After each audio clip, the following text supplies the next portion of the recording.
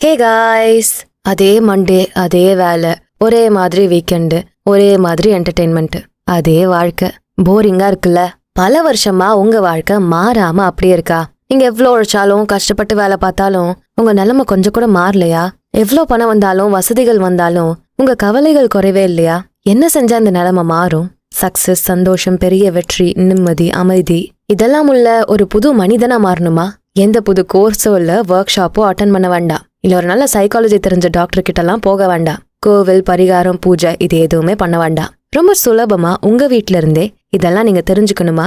அப்ப இந்த பதிவை கவனமா கேளுங்க. உங்க சப்கான்ஷியஸ் மைண்ட எந்த மாதிரி மாத்தி ப்ரோக்ராம் பண்ணா உங்க வாழ்க்கைய சரியா வாழ முடியும்? நீங்க விரும்புற ஒரு வாழ்க்கையை எப்படி நீங்களே உருவாக்க முடியும்? இதெல்லாம் நம்ம தெளிவா தெரிஞ்சுக்கலாம். நம்ம ஆழ்மனசை பத்தின பல விஷயங்களை நாம கேள்விப்பட்டிருப்போம். உங்க டெய்லி லைஃப் எப்போ ஏன் ஒரே மாதிரி இருக்குன்னு யோசிச்சு பார்த்திருக்கீங்களா?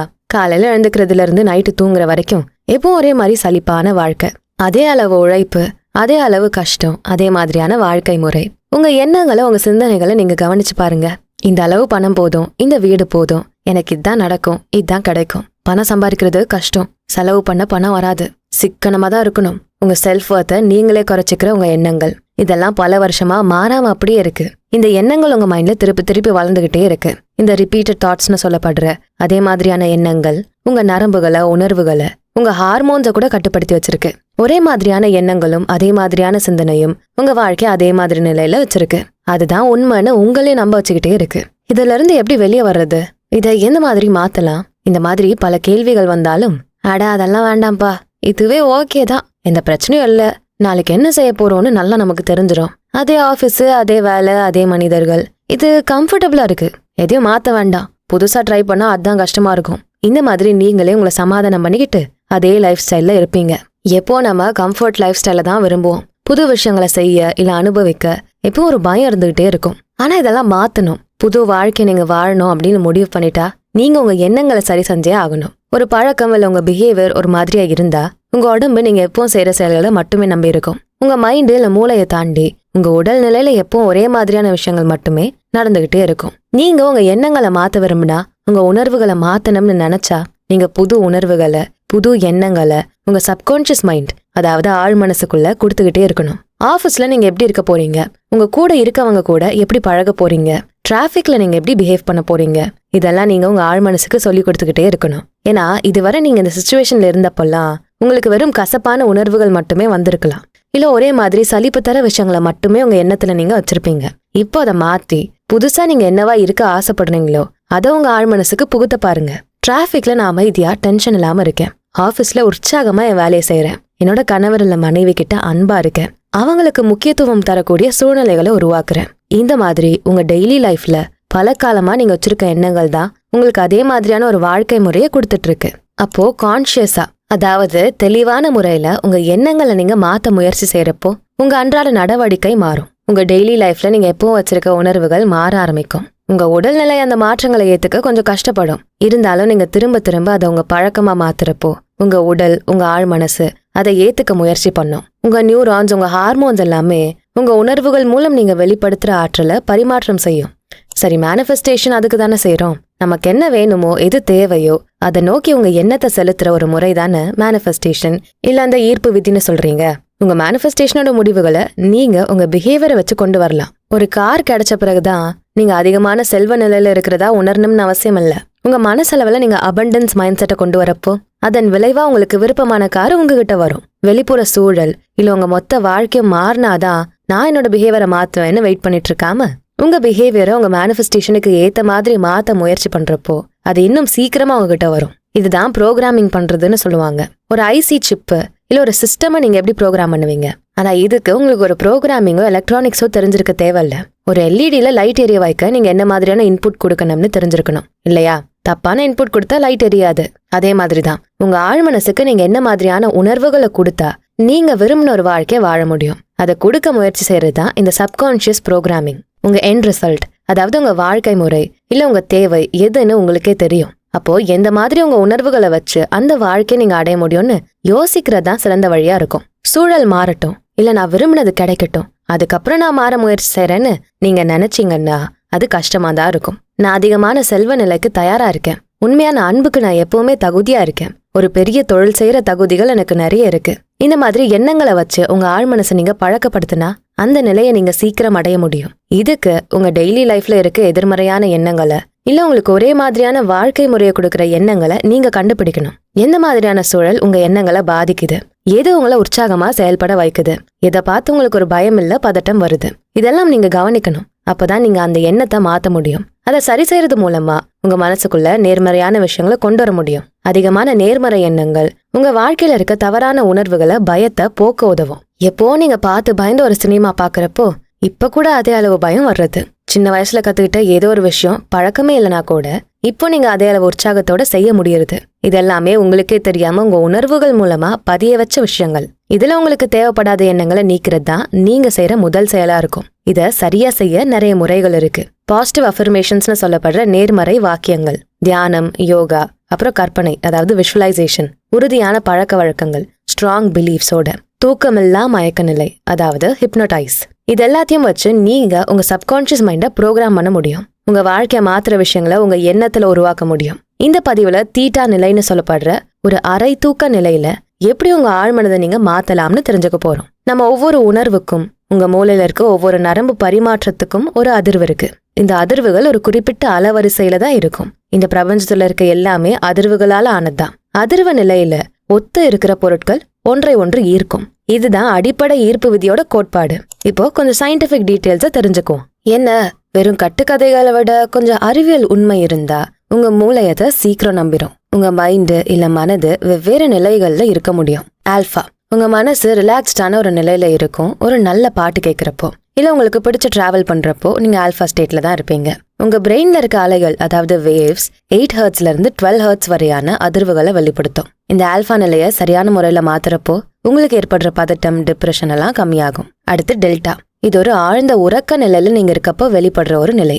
இதோட ஃப்ரீக்வன்சி அதாவது அதிர்வு எண் 1 ஹெர்ட்ஸ்ல இருந்து 3 ஹெர்ட்ஸ் வரை இருக்கும். உங்களோட நோய் எதிர்ப்பு சக்தி, கவலை, உங்க உடல் நிலையில ஏற்படுற நல்ல மாற்றங்களுக்கு இந்த நிலை உதவியா இருக்கும். அடுத்து பீட்டா, நீங்க ஆக்டிவா இருக்கப்போ உங்க மனநிலை பீட்டா ஸ்டேட்ல இருக்குன்னு சொல்லுவாங்க.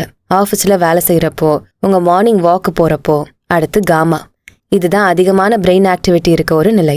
ஒரு முக்கியமான செயலை நீங்க செய்யறப்போ உங்க முழு கவனமும் அதுல இருக்கப்போ நீங்க காமா நிலையில தான் இருப்பீங்க. செஸ் விளையாடுறப்போ, எக்ஸாம்ஸ் எழுதுறப்பெல்லாம் நீங்க இந்த மனநிலையில தான் இருப்பீங்க. இதே போல இன்னும் டெல்டா, பீட்டா, காமா நிலைகள் எல்லாம் இருக்கு. இது எல்லாத்துக்கும் ஒரு தனிப்பட்ட முக்கியத்துவம் இருக்கு. இதுல தீட்டா நிலை ரொம்பவே முக்கியமானது. இது ஒரு மாதிரி அரை மயக்க நிலைன்னு சொல்ல முடியும். நீங்க சினிமால சில காட்சிகளை பார்த்திருப்பீங்க. டாக்டர் ஒரு பெண்டுலம் மாதிரி ஒரு பொருளை ஆட்டி விட்டு ஒரு மயக்க நிலைக்கு போக வைப்பாரு. அப்ப அவங்க சின்ன வயசுல நடந்த எல்லாத்தையும் ஞாபகமா சொல்லுவாங்க. அவங்க ஆழ் மனசுல இருக்க எல்லா விஷயத்தையும் அவங்க தயக்கமே இல்லாம ஒத்துக்க வைப்பாங்க. இதுதான் தீட்டா நிலை. ஒரு நல்ல ஆழ்ந்த அமைதி, உங்க ஆழ் மனசு கூட ஒரு நெருக்கமான தொடர்பு, இதெல்லாம் ஏற்படுத்த முடியும். இந்த தீட்டா நிலை உங்க நினைவுகள் கூடயும் தேவையில்லாத எண்ணங்களை தடுக்க செய்யற முயற்சிக்கும் உதவியா இருக்கும். இதன் மூலமா உங்க ஆழ் மனசுக்கும் உங்க தெளிவான மனசுக்கும் இடையில இருக்க ஒரு பெரிய இடைவெளி அதிகமாகும். அப்போ வெளிப்புற சூழல்ல நீங்க செய்யற பல செயல்களை இந்த நிலை மூலமா நீங்களே கண்ட்ரோல் பண்ண முடியும். எல்லாத்துக்கும் டென்ஷன் ஆகுறீங்க, கோமா பேசுறீங்க, ஆனா அது உங்களுக்கே பிடிக்கலன்னு நினைக்கிறீங்க. எப்படி மாத்துறதுன்னு தெரியாம இருக்கீங்கன்னா இந்த தீட்டா நிலை உங்களுக்கு உதவியா இருக்கும். உங்க பிஹேவியர்ல ஒரு மாற்றத்தை கொண்டு வர உங்க ஆழ் மனசை பயன்படுத்த முடியும். பொதுவா குழந்தைகள் அவங்களோட ஒரு குறிப்பிட்ட வயசு வரைக்கும் இந்த தீட்டா நிலையில இருப்பாங்க. அதனாலதான் அவங்க நினைவாற்றல் அதிகமா இருக்கும். எதையும் சீக்கிரமா கத்துப்பாங்க.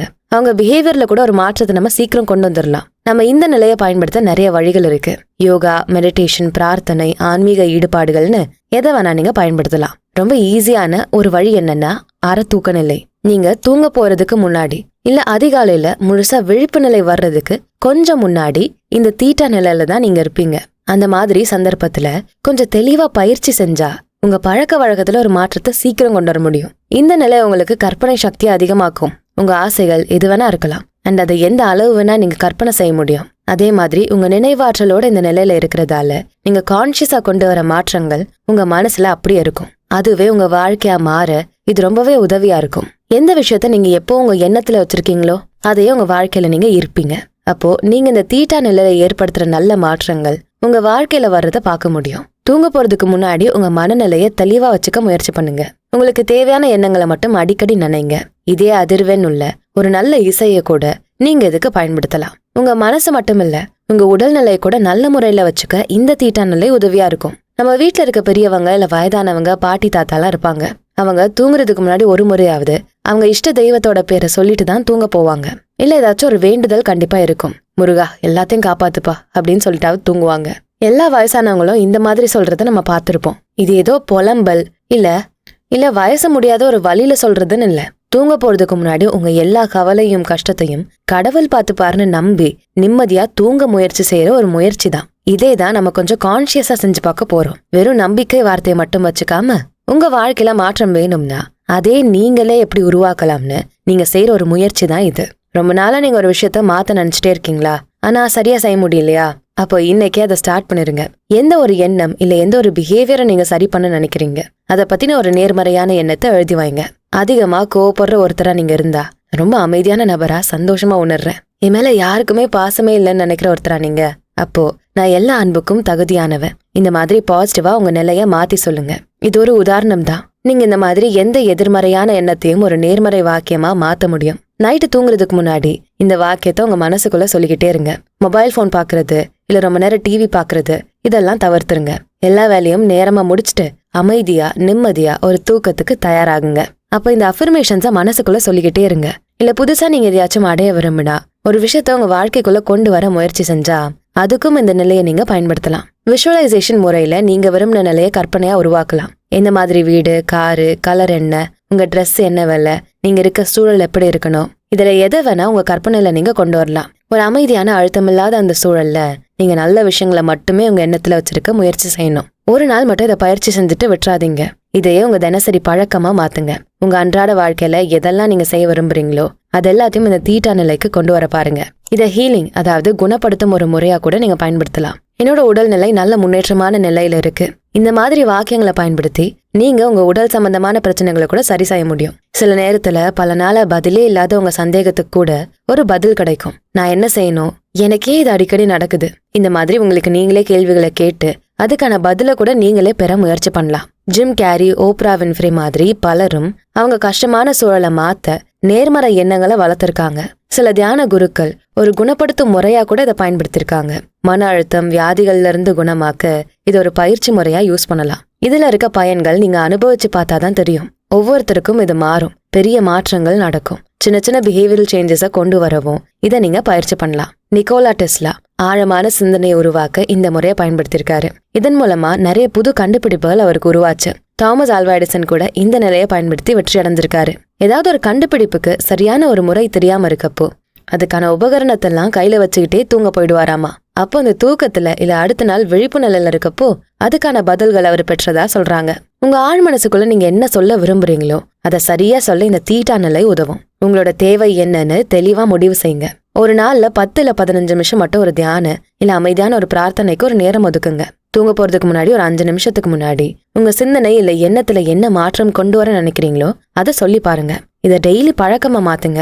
நீங்க விரும்பின எல்லா மாற்றத்தையும் உங்களுக்குள்ள கொண்டு வர முடியும். உங்க மேனிஃபெஸ்டேஷன்ஸ் ஈஸியா இருக்கும். எந்த ஒரு ப்ரூஃபும் இல்லாம எவிடன்ஸும் இல்லாம நீங்களே உங்களை நிம்மதியா சந்தோஷமா அபரிமிதமான மனநிலையில வச்சுக்க முடியும். அப்ப அந்த நிலைகளை உங்க வாழ்க்கையில நீங்க ஈர்க்க முடியும். உங்க பழைய வாழ்க்கையை மாத்த உங்க இலக்குகளை சீக்கிரமா அடைய உங்களை எப்போ ஒரு அமைதியான மனநிலை வச்சுக்க நீங்க இந்த தீட்டா நிலையை பயன்படுத்தலாம். நேரடியா உங்க ஆழ்மனது கூட நீங்க ஒரு உறுதியான தொடர்பை உருவாக்க முடியும். உங்க எண்ணங்களை நேர்மறையான வாக்கியங்கள் மூலமா உங்க அளவில்லாத கற்பனை திறன் மூலமா நீங்க நினைச்சா அடைய முடியும். நல்ல வேலை, ஆரோக்கியமான உடல்நிலை, அன்பான துணை, அளவில்லாத செல்வம்னு நீங்க எதை நினைச்சாலும் அதை அடைய முடியும். நம்பிக்கையான எண்ணங்கள் மூலமா உங்க போர் அடிக்கிற வாழ்க்கைய ஒரு சாதனையாளரோட வாழ்க்கை முறையா மாத்தலாம். எந்த மேஜிக்கும் எந்த டூல்ஸும் இதுக்கு தேவையில்ல.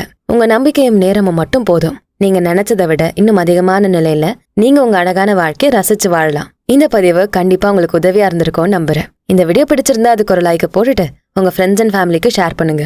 நம்ம channels beyond ordinary and body and soul Tamil ரெண்டுத்துக்கும் சப்ஸ்கிரைப் பண்ணிட்டு பெல் ஐக்கானை அழுத்திருங்க. நான் உங்களை அடுத்த வீடியோல பாக்குறேன். நன்றி.